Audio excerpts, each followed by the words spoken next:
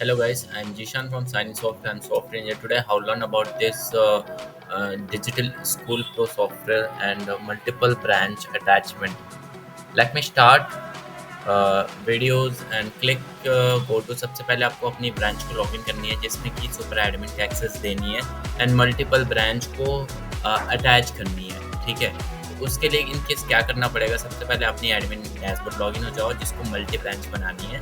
तो ये multi branch का ऑप्शन सब में नहीं आता है, या मल्टी ब्रांच ऑप्शन दिख रहा है, ये पर्टिकुलर उस ऑप्शन उसमें आएगा जो सुपर एडमिन को मैनेज करेगा। ठीक है, तो लेट मी स्टार्ट। हम इसमें पूरे वीडियो ट्यूटोरियल में समझेंगे कि कैसे हम मल्टी ब्रांच को अटैच करते हैं, कैसे मैनेज करते हैं, एक्सेट्रा एक्सेट्रा। ठीक है, उसके लिए पहले सबसे पहले आपने देखिए हमारी एक school.schoolpro.signin.co.in हमारी एक साइट है। ठीक है, इसको मैंने लॉगिन कर रखा है और मैं मल्टी ब्रांच पे क्लिक किया।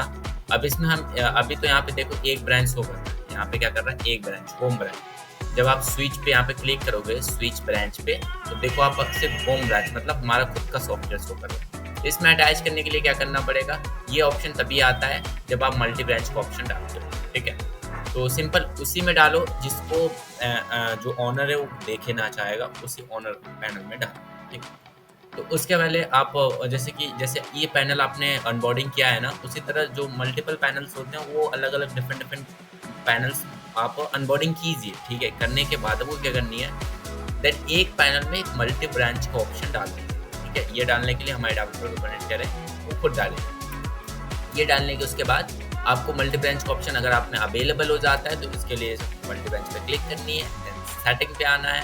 ठीक है, ओनली सेटिंग पे आनी है। सेटिंग पे आने के बाद आपको यहाँ पे ऐड नाउ का ऑप्शन दिख रहा है, ऐड नाउ पे क्लिक करनी है। यहाँ पे यूआरएल मांग रहा है and host name and database name and ये एक्सेट्रा।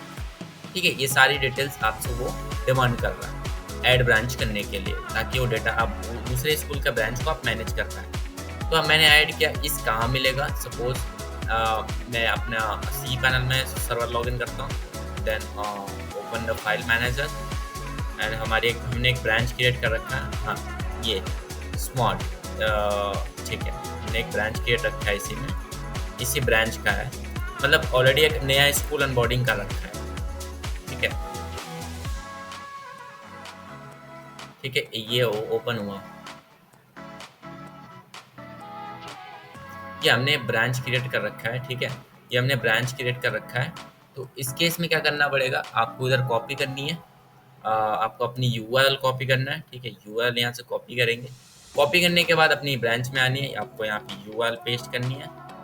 सॉरी, यहाँ पे मतलब आपका डोमेन नेम के बाद आपका यहाँ पे रहेगा उसका, ठीक है, मतलब आपका जो डोमेन है वो सिर्फ डोमेन ही रहेगा।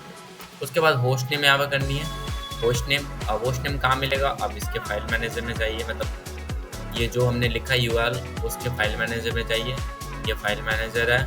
ठीक है, फाइल मैनेजर में जाने के बाद आपको क्लिक करनी है कहाँ पे, एप्लीकेशन फोल्डर, फिर आपको करनी है config folder, config for database को व्यू करनी है। अब देखो, अब लोकल होस्ट मिल रहा है, यहाँ से कॉपी कर लो एंड यहाँ से कॉपी पेस्ट कर दो।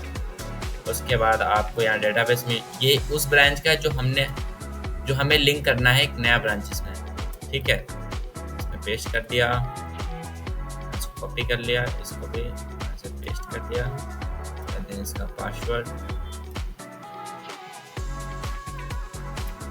ओके, मैं फिर से बताता हूँ, मैं वो ब्रांच ऐड कर रहा हूँ जो इसमें अटैच करनी है मुझे, और यहाँ से वेरीफाई करने के।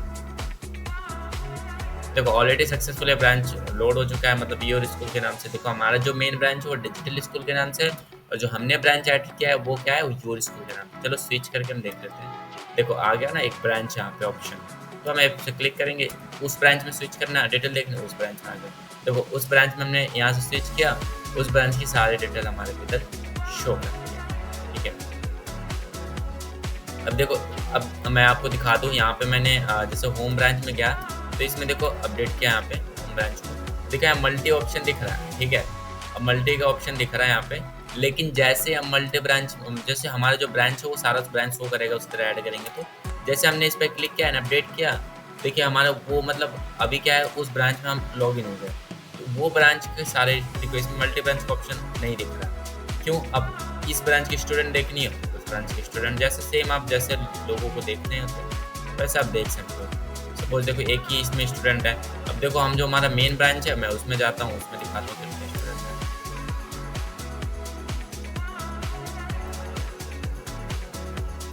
यहाँ पे देखो इसमें बहुत सारे क्लासेस हैं एंड स्टूडेंट, बहुत सारे स्टूडेंट। इस तरह आप अपने मल्टी ब्रांच को ऐड कर सकते हो, इस तरह आप अपने ब्रांच मैनेज कर सकते हो। ठीक है, thank you for watching this videos, have a